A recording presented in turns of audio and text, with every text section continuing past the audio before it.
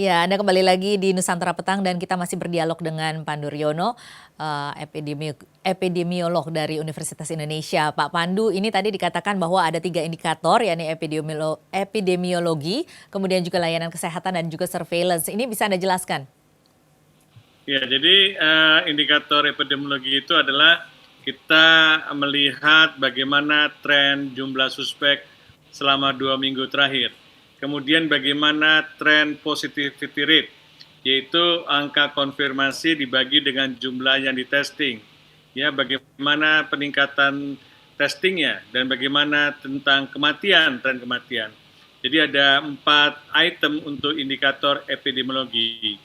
Kemudian untuk indikator kesehatan publik itu melihat jumlah daripada PCR-nya, bagaimana tes PCR-nya, apakah terus meningkat, kemudian apakah memenuhi kriteria yang harus diwajibkan oleh WHO, yaitu 1.000 per 1 juta penduduk per minggu, dan bagaimana perilaku penduduk seperti yang tadi memakai masker, menjaga jarak, dan mencuci tangan. Kemudian indikator terakhir adalah kesiapan layanan kesehatan. Apakah rumah sakitnya siap dengan ventilator, dengan APD-nya? Dan juga apakah ada layanan kesehatan yang terdampak dari ada petugas nakes yang terinfeksi sehingga harus menutup layanan. Dari item-item itu kita bisa lebih cermat apakah pandemi ini memang harus segera dilakukan tindakan-tindakan yang lebih ketat, apa kita harus diam saja dulu, melakukan freeze, apakah kita memungkinkan untuk melakukan pelonggaran fase berikutnya.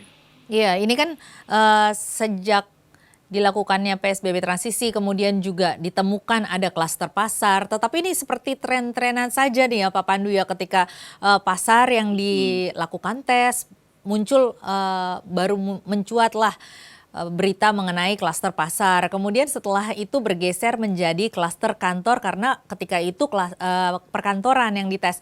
Ini bagaimana ini sebenarnya, apa yang terjadi, apa yang seharusnya dilakukan sebenarnya? Karena kalau mau dilakukan semua pengetesan seharusnya kan sudah langsung keluar hasilnya. Jadi maksud saya tidak tren-trenan seperti itu, tiba-tiba klaster pasar yang mencuat, kemudian klaster kantor yang mencuat, nanti apalagi gitu. Harusnya ada sesuatu roadmap ataupun mekanisme yang berlaku gitu.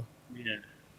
Jadi tadi saya katakan setiap pelonggaran itu akan kemungkinan terjadi peningkatan kasus. Di mana peningkatan kasus itu? Siapa yang kena?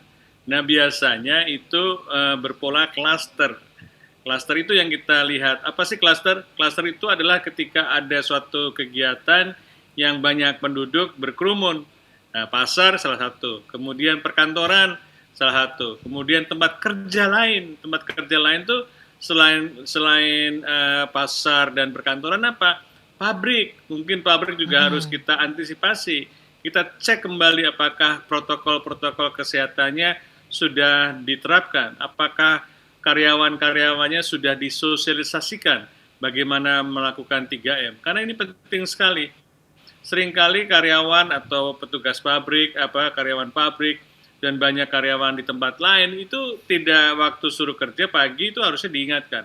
Setiap hari harus diingatkan karena kondisi Indonesia ini termasuk Jakarta harusnya tetap waspada tinggi gitu karena kita tidak tahu lagi siapa yang akan menularkan ke kita atau kita bisa menularkan pada orang lain juga gitu karena kan kita tahu bahwa sebagian besar orang terinfeksi itu sebenarnya tidak bergejala. Karena tidak bergejala kelihatan sehat.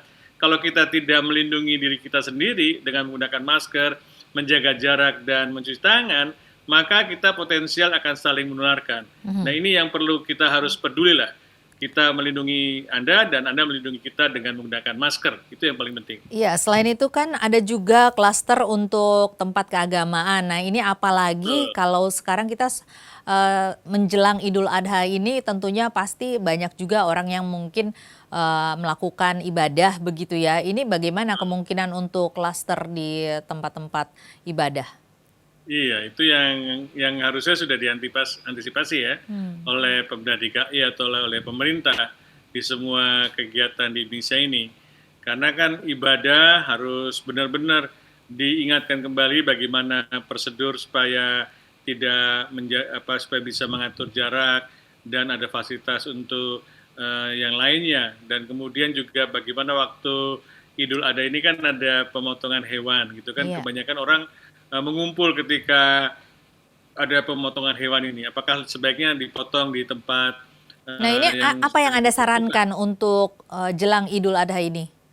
Ya, kalau jelang Idul Adha sebaiknya ya hewannya dipotong di tempat tempat pemotongan yang resmi ya, dan kemudian pembagian hewan kurban itu jangan orang suruh mengantri, tapi kita sudah daftar orang-orang yang layak atau berhak mendapatkan kurban ini, daging kurban ini, dan kita antar ke rumahnya, kita antar ke tempat dia tinggal. Dengan demikian maka tidak perlu ada kerumunan atau rebutan daging kurban seperti biasanya yang selama ini kan terjadi seperti itu. Dan kemudian sebaiknya dihindari kan setelah ada daging kurban tuh orang makan sate bareng-bareng dan sebagainya ya, bakar tuh daging atau sebagainya, itu yang menurut saya dihindari dengan kerumunan yang banyak atau mereka semuanya menggunakan masker. Dengan demikian diingatkan terus, maka potensial adanya kita bisa merayakan ibadah Idul Adha dengan aman. Nah, ini yang kita tetap bisa melaksanakan ibadah, kita bisa melaksanakan kegiatan Idul Adha dengan gembira, tetapi juga aman. Mhm. Nah ini untuk masalah pengawasan tentunya kan harus dilakukan juga pengawasan yang ketat oleh Pemprov DKI Jakarta. Apakah menurut Anda Pemprov DKI Jakarta memiliki kesiapan SDM untuk melakukan pengawasan di semua klaster-klaster yang mungkin ditengarai bisa menimbulkan klaster baru lagi begitu? Ya, sebenarnya tidak perlu diawasi. Sebenarnya kan setiap klaster itu kita identifikasilah siapa yang bertanggung jawab di sana, dan kemudian kita memberikan otoritas lah ya, apa yang harus dilakukan sebagai penanggung jawab di tempat tersebut. Juga nanti juga pemuka agama kalau nanti ada kegiatan-kegiatan supaya mengingatkanlah kepada warga yang merayakan Idul Adha ini untuk tetap menjaga tadi protokol 3M gitu. Jadinya kalau besok semua khutbah Idul Adha di DKI atau di wilayah lainnya disisipkan pesan-pesan tentang masalah 3M dan pentingnya untuk saling peduli pada sesama, maka mungkin gerakan untuk kepedulian, untuk saling menjaga, saling melindungi akan menjadi lebih cepat dan bisa meluas, masyarakat akan lebih patuh untuk melakukan 3M. Iya, ini masalahnya tidak hanya soal sosialisasi yang dilakukan oleh Pemprov DKI Jakarta saja ya Pak Pandu, Iya, tetapi juga masalah kesadaran dan juga betul. kedisiplinan masyarakat. Ini bagaimana menurut Anda saat ini ketika PSBB, kemudian juga PSBB transisi artinya sudah ada pelonggaran. Ini Anda melihatnya bagaimana perilaku masyarakat? Ya, pada saat PSBB saja kan hanya 60% penduduk yang tinggal di rumah. Memang di Jakarta ini sulit sekali untuk mendorong masyarakat patuh ya. Ini yang tantangan terbesar kita adalah karena sebagian besar penduduk kan belum mengalami, ya kan, belum mengalami bagaimana tidak nyamannya ketika ada keluarga yang terinfeksi, harus diisolasi, bahkan sampai meninggal, dan sehingga mereka tidak peduli atau tidak waspada atau tidak merasa itu bukan masalah mereka, itu masalah orang-orang tertentu saja. Nah, inilah yang kita harus sadari bahwa ini masalah kita bersama, apalagi banyak informasi-informasi yang menyesatkan, yang mengatakan, oh ini cuman konspirasi, oh ini cuman hoak, atau ini cuman sebagai suatu media tertentu. Nah, ini memang kita harus sadari banyak sekali informasi yang diterima oleh masyarakat, tetapi kita harus tetap menyebarkan informasi yang benar. Kita harus lebih banyak menyebarkan informasi yang benar supaya masyarakat sadar, dan tidak hanya Pemda DKI, tapi tokoh-tokoh masyarakat kita ajaklah untuk menyebarkan informasi yang benar. Karena seringkali kan kalau Pemda kan terbatas kemampuannya, walaupun semua dikerahkan Satpol PP tidak mungkin. Jadi harusnya memang masyarakat yang sendiri yang harus mengambil alih dan mengajarkan atau mengedukasi anggota masyarakat yang lain. Iya, memang ini jelang Idul Adha ini mungkin apa yang bisa Anda rekomendasikan baik bagi pemerintah Pemprov DKI Jakarta maupun juga bagi masyarakat? Ya, jadi Idul Adha kan semangat pengorbanan, ya kan.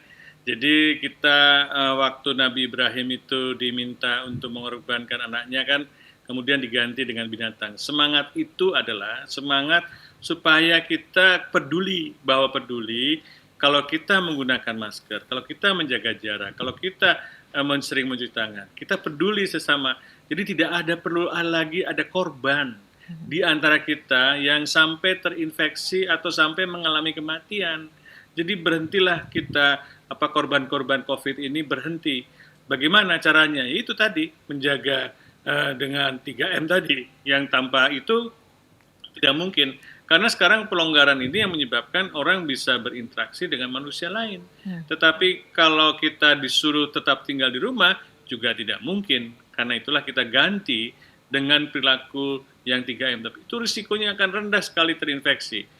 Tapi harus benar-benar konsisten dan benar-benar harus dilakukan oleh setiap orang.